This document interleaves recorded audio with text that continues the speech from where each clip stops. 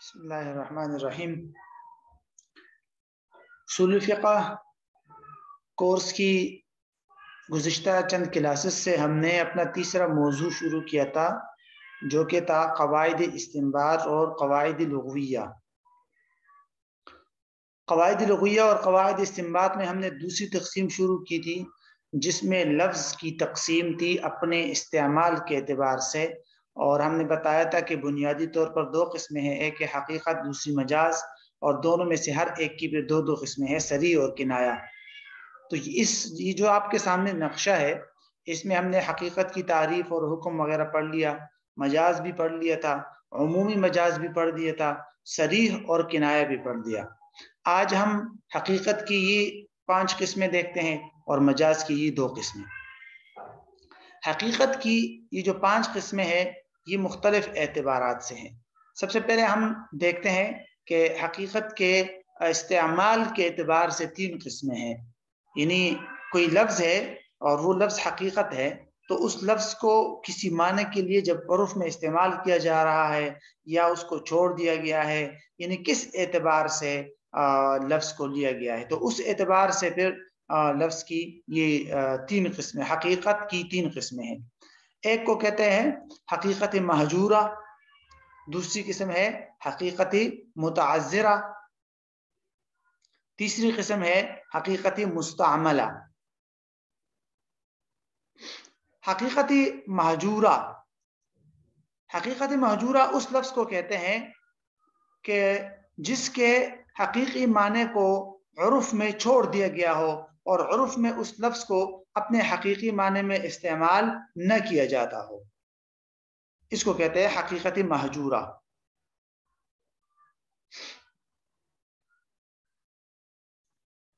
مثال کے طور پر جیسے کوئی شخص کہتا ہے، وضع قدم اس کی مثال دیتے ہیں عمومی طور پر علماء، کہ ایک شخص کہتا ہے کہ میں فلاں شخص کے گھر میں قدم نہیں رکھوں گا۔ اب قدم رکھنے کا حقیقی معنی یہ ہے کہ پیر میں جوتے نہیں ہیں اور باہر کھڑے ہو کر آپ صرف پاؤں اندر رکھے، لیکن یہ معنی اس کا چھوڑ دیا گیا ہے، تو اس کو کہیں گے حقیقت مہجورہ، کہ اس لفظ کے حقیقی معنی کو عرف میں چھوڑ دیا گیا ہے۔ ایسی صورت میں اس کو کہتے ہیں حقیقت مہجورہ عرفی، عرف میں اس کے معنی حقیقی معنی کو چھوڑ دیا گیا۔ اور کبھی کبھی شریعت جو ہے وہ حکم کرتی ہے کہ اس کے حقیقی معنی کو چھوڑ دیا جائے۔ مثلا لفظ خصومت، خصومت کا اصل اور حقیقی معنی ہے جھگڑا کرنا، لیکن اس کے حقیقی معنی کو شریعت نے منع کیا ہوا ہے، اس لیے خصومت کا اب عمومی طور پر یہ معنی لیا جاتا ہے کہ آپ کا کوئی شخص کیس لڑ رہا ہے، کوئی وکیل، تو کہتا ہے یہ وکیل خصومت ہے، وہاں جھگڑا مراد نہیں ہوتا، وہاں کیس لڑنا مراد ہوتا ہے، تو اس لیے اس کو کہیں گے مہجوری شرعی۔ حقیقت مہجورہ کی پھر آگے 2 قسمیں ہو گئی، عرفی اور شرعی۔ بہرحال جو بھی ہو، حقیقت مہجورہ کا حکم یہ ہے کہ جب اس طرح کا لفظ استعمال ہو جائے تو اس کا مجازی معنی مراد لیا جائے گا، قطعی طور پر، ضروری طور پر اس کا مجازی معنی پر عمل ہوگا۔ دوسری قسم ہے حقیقت متعذرہ۔ حقیقت متعذرہ، اچھا، حقیقت مہجورہ کی جو عربی تعریف ہے وہ آپ یوں کہہ سکتے ہیں، حقیقت ترک الناس العمل بها مع امکانها۔ ٹھیک ہے، حقیقت ترک الناس العمل بها مع امکانها، کہ اس کے عمل کرنے کا امکان تو ہو لیکن لوگوں نے اس پر عمل چھوڑ دیا ہو۔ حقیقت متعذرہ، حقیقت متعذرہ کا مطلب ہوتا ہے وہ لفظ جس کے حقیقی معنی پر یا تو عمل کرنا سرے سے ممکن ہی نہ ہو، یا ممکن تو ہو لیکن بہت مشقت والا کام ہو، اس کو کہتے ہیں حقیقت متعذرہ۔ حقیقت لا يمكن العمل بها او امکن لیکن مع مشقت وتعسف، اس کو کہتے ہیں حقیقت متعذرہ۔ مثلا کہ حقیقی معنی ممکن ہی نہ ہو، ایک آدمی کہتا ہے لا آکل هذا القدر، میں اس برتن کو نہیں کھاؤں گا۔ اب برتن کھانا یہ تو ناممکن ہے، اس لیے ایسی صورت میں برتن کے اندر جو چیز ہوگی اس کا اعتبار ہوگا۔ اسی طرح ایک شخص کہتا ہے لا آکل من هذه الشجرہ، میں اس درخت سے نہیں کھاؤں گا. اب درخت کھانا اگرچہ ممکن تو ہے لیکن اس میں مشقت ہے، تو یہاں پر بھی اس درخت کے پھل یا اس کی قیمت کا اعتبار ہوگا. ٹھیک ہے، تو حقیقت متعذرہ کا بھی یہی حکم ہے. کیا حکم ہے؟ کہ وہاں پر بھی حقیقی معنی کو چھوڑ کر مجازی معنی پر عمل کیا جائے گا. تیسری قسم ہے حقیقت مستعملہ. حقیقت مستعملہ کا مطلب کیا ہوتا ہے؟ وہ حقیقت کہ جس کے یا وہ لفظ جس کے حقیقی معنی پر عام عرف میں عمل کیا جا رہا ہو، خواہ اس لفظ کا مجازی معنی موجود ہو یا نہ ہو. خواہ اس لفظ کا مجازی معنی موجود ہو یا نہ ہو. اور اگر اس لفظ کا مجازی معنی موجود ہے تو پھر خواہ وہ مجازی متعارف ہو یا غیر متعارف، جیسے آگے آ رہا ہے. بہرحال تو حقیقت مستعملہ کس کو کہیں گے؟ وہ لفظ یعنی حقیقت یروج استعمالها عادتا، اس کو کہتے ہیں. اب اس کے کیا حکم ہے کہ ایک لفظ کا حقیقی معنی عام عرف میں اس پہ استعمال عمل ہو رہا ہے، ٹھیک ہے، تو ایسے لفظ جب بولا جائے گا تو کیا اس کا حقیقی معنی مراد لیں گے یا اس کے مقابل میں جو مجازی معنی ہوگا وہ مراد لیں گے؟ اس بارے میں کچھ تفصیل ہے، وہ آپ کو تب سمجھ آئے گی جب آپ کو مجاز کی دو قسمیں سمجھ آ جائے گی. تو اب ہم آتے ہیں مجاز کی ان دو قسموں کو پڑھتے ہیں، تب ہم حقیقت مستعملہ کا مطلب ہمیں سمجھ آ جائے گا. مجاز کی بنیادی طور پر دو قسمیں ہوتی ہے. ایک کو کہتے ہیں المجاز المتعارف اور دوسری قسم ہے المجاز غیر المتعارف. مجاز متعارف کس کو کہتے ہیں؟ لفظ کا وہ مجازی معنی جس کا استعمال لوگوں میں کثرت سے ہو رہا ہو اور مشہور و معروف ہو. مجازی معنی مجاز تعارف الناس استعماله او كثر استعماله عند الناس. مجاز كثر استعماله عند الناس، یہ بھی تعریف کی گئی ہے، یا تعارف الناس استعماله. ٹھیک ہے، اس کو کہتے ہیں مجازی متعارف. اور مجاز غیر متعارف کس کو کہیں گے؟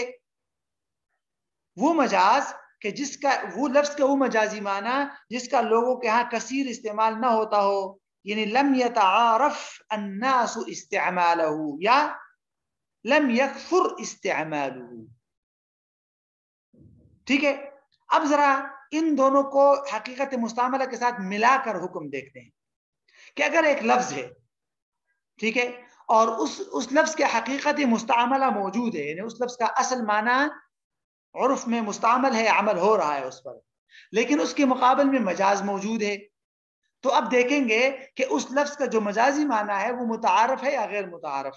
اگر حقیقت مستعملہ کا جو لفظ ہے اس کے مقابل میں جو مجاز ہے وہ مجاز غیر متعارف ہے، تو تمام علماء کا اتفاق ہے کہ لفظ کے حقیقت مستعملہ والا معنی لیا جائے گا اور اسی پر عمل کرنا لازم ہے. اور اسی پر عمل کرنا کیا ہے؟ لازم ہے.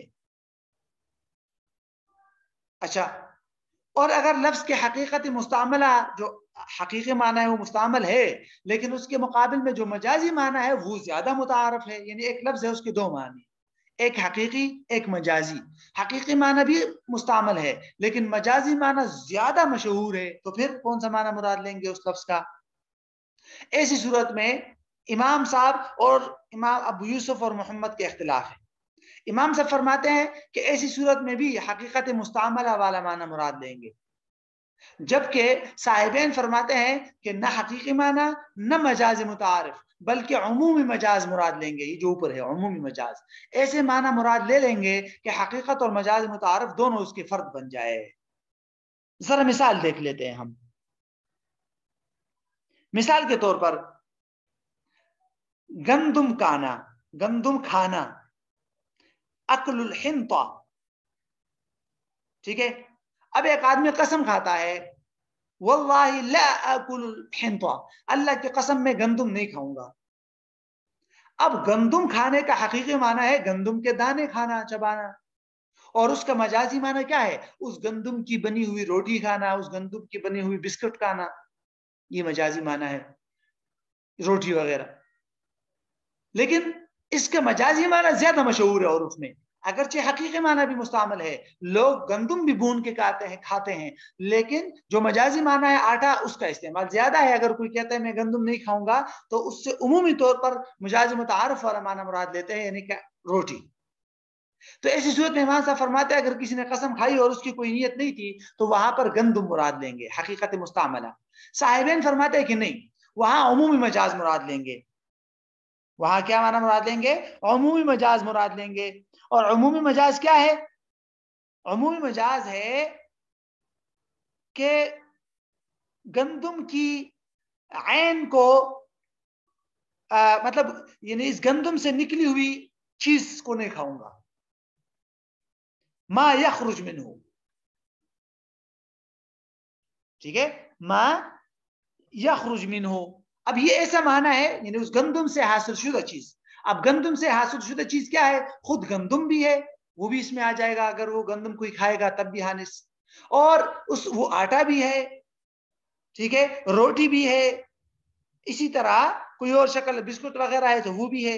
تو کوئی بھی چیز ہوگی اس گندم سے نکلی ہوئی تو چونکہ مجاز عمومی مجاز مراد دیا جائے گا تو ہر صورت میں وہ حانس ہو جائے گا۔ یہ ہے صاحبین کی رائے، ٹھیک ہے۔ البتہ اگر اس کے مقابل میں مجاز متعارف نہ ہو، غیر متعارف ہو، تو پھر حقیقی معنی پر عمل کیا جائے گا، وہ سمپل سی بات۔ اچھا اب یہاں آ جائیے، حقیقت کی یہ جو دو قسمیں ہیں مراد کے اعتبار سے، حقیقت کاملہ اور حقیقت قاصرہ۔ حقیقت کاملہ وہ حقیقی لفظ ہے جس کا حقیقی معنی مکمل طور پر مراد دیا جائے، یعنی اس کے جتنے بھی افراد ہیں جس پر وہ لفظ صادق آ رہا ہے ان تمام افراد پر وہ لفظ صادق آ جائے اور فٹ ہو جائے، اور وہی تمام افراد مراد لیے جائے، ٹھیک ہے، اس کو کہتے ہیں حقیقت کاملہ۔ اور حقیقت قاصرہ وہ لفظ کہ جس کے حقیقی معنی تو مراد لیا جائے لیکن اس میں تمام افراد شامل نہ ہو، بعض افراد شامل ہو۔ تو حقیقت کاملہ کی تعریف یوں کی جاتی ہے، حقیقت یراد بها جمیع افرادها، اور حقیقت قاصرہ حقیقت یراد بها بعض افرادها۔ مثال دیکھ لیجئے، مثلا بیض، انڈا ہے نا، انڈا۔ اب بیض ایک لفظ ہے، اس کے حقیقی معنی میں مرغی کا انڈا بھی ہے، کبوتر کا انڈا بھی ہے، بہت ساری چیزوں کا انڈا ہے، لیکن اگر ایک عرف کے اندر عمومی طور پر کھایا ہی مطلب مرغی کا انڈا ہو اور کسی چیز کے انڈے لوگ کھاتے نہیں ہیں، تو اگر ایک آدمی قسم کھاتا ہے کہ اللہ کی قسم میں انڈا نہیں کھاؤں گا، اب یہ حقیقی معنی مراد لیں گے لیکن صرف یہ حقیقت کے بعض افراد اس میں آئیں گے، اس عرف اور معاشرے میں چونکہ صرف مرغی کا انڈا کھایا جاتا ہے تو وہی مراد ہوگا، تو بعض افراد ہم نے لے لیا وہ ہے مرغی کا انڈا، باقی کبوتر وبوتر اور ان چیزوں کا شتر مرغ وغیرہ کا انڈا نہیں ہوگا اگر اس عرف اور معاشرے میں مطلب کسی اور چیز کے انڈے نہیں کھائے جاتے تو بعض افراد کو لیا جائے گا، اس کو کہتے ہیں حقیقت قاصرہ۔ بہرحال یہ تھی لفظ کی استعمال کے اعتبار سے اقسام۔ اب آ جائیے یہاں، یہ 8 قسمیں ہیں، ان کو ایک ہی قسم میں شمار کیا جاتا ہے، یعنی اقسام اللفظ باعتبار ظہور المعنی وخفائه، یعنی ان دونوں کو ایک عنوان میں آپ یوں جمع کر سکتے ہیں، اقسام اللفظ باعتبار ظہور المعنی وخفائه، لفظ کی اقسام کہ اس کے معنی ظاہر ہے یا مخفی ہے، چھپا ہوا ہے۔ اس اعتبار سے اگر لفظ کا معنی ظاہر ہے تو اس کی 4 قسمیں بنتی ہے، ظاہر، نص، مفسر، محکم۔ اور اگر لفظ کے معنی مخفی ہے، بالکل کلیئر اور واضح نہیں ہے، تو اس صورت میں بھی اس کی 4 قسمیں بنتی ہے، خفی، مشکل، مجمل، متشابہ، ٹھیک۔ اب ذرا دیکھیے اس کو، یہ ایک دوسرے کے مقابل سمجھی جاتی ہے اور اس میں ترتیب بھی یہی ہے، سب سے کم درجے کا جو لفظ جس کا معنی کلیئر ہوتا ہے وہ ظاہر ہے، نص میں ذرا زیادہ وضاحت ہوتی ہے، مفسر میں سب سے زیادہ، پھر محکم میں ان سب سے زیادہ۔ تو سب سے بڑا درجہ وضاحت میں محکم کا ہے، دوسرے نمبر پر مفسر کا، تیسرے نمبر پر نص کا، چوتھے نمبر پر ظاہر کا۔ یہی ترتیب یہاں ہے، ایک لفظ کا معنی اگر تھوڑا سا مخفی ہے تو خفی، تھوڑا زیادہ پیچیدہ معنی ہے تو مشکل، اس سے بھی زیادہ چھپا ہوا معنی ہے تو مجمل، اور سب سے زیادہ چھپا ہوا ہے تو متشابہ. تو خفی یہاں ظاہر کا مقابل ہے، اور مشکل نص کا مقابل ہے، مجمل مفسر کا مقابل ہے، متشابہ محکم کا متقابل ہے. یہ اپوزٹ ہے ایک دوسرے کے. اب ہر ایک کو ذرا سمجھیے اور ہر ایک کا حکم بھی سمجھیے. ظاہر کس کو کہتے ہیں؟ ظاہر، ویسے تو ظاہر کا مطلب ہوتا ہے لفظ ظاہر، یہ جو بالکل کلیئر ہو. ٹھیک ہے. اصول فقہ میں اس کی تعریف یوں کی جاتی ہے: لفظ يفهم السامع معناه بنفس السماع لیکن، یا لیکن کو شامل نہ کرے، یعنی آسان تعریف کیا ہوگی اس کی، یعنی لفظ يفهم السامع بنفس السماع مع عدم سیق الكلام له، مع عدم سیق الكلام له. دو جملے سمجھ لیجئے، یعنی ظاہر کی تعریف میں دو جملے ہیں. لفظ يفهم السامع بنفس السماع، ایسا لفظ جس کا معنی سننے والا سنتے ہی سمجھ جائے، سنتے ہی اس کا معنی سننے والا سمجھ جائے، لیکن مع عدم سیق الکلام له، لیکن اس معنی کے لیے اس لفظ کو لایا نہ گیا ہو، متکلم نے اس معنی کے لیے اس لفظ کو نہ لایا گیا ہو جو معنی اس کا ظاہر ہے.